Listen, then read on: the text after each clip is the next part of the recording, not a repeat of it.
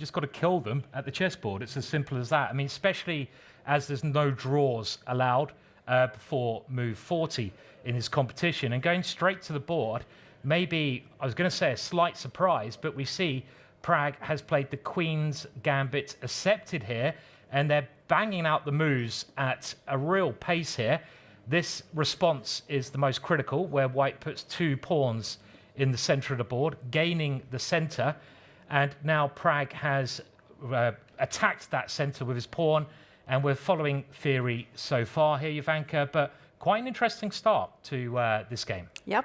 And it's really aggressive, actually, from White. You know, you can go e3 if you wanted, or knight f3, but e4 taking the center. And I was just going to say, Black does have a choice between taking that pawn on d4 or just throwing in a check on b4 with the bishop. But pawn takes pawn is the most played move, so I'm expecting bishop takes c4 to be played. Yeah, and they, as you know, these two have played before, and they're quite evenly matched on their scores in previous encounters.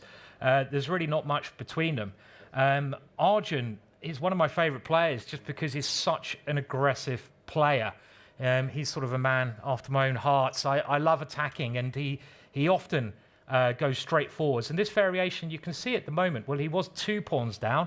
He's recaptured. This is all theory, but he does at the moment remain 1 pawn down. But in response to that, he's got these 2 pieces, the bishop attacking f7 there, and that is definitely a weak spot developed, and the knight developed. So obviously theory now goes on quite a long way, and Pragg brings his knight out. He's got to develop his pieces.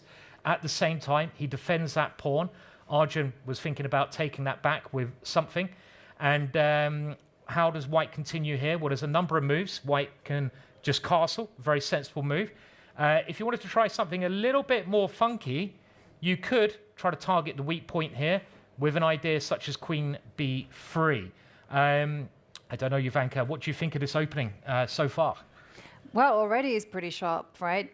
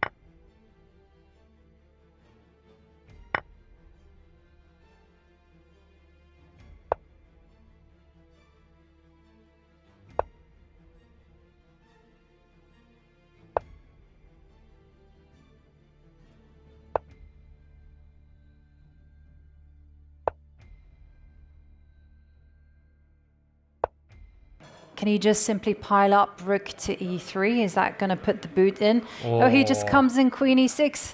Wow. Big threat of queen to g8. Beautiful chess. This is a really beautiful game by Arjun. He's played this, I think, perfectly. You won't see a better game of chess than this. Only played one really slight bad move. I mean, it's a tricky position out the opening.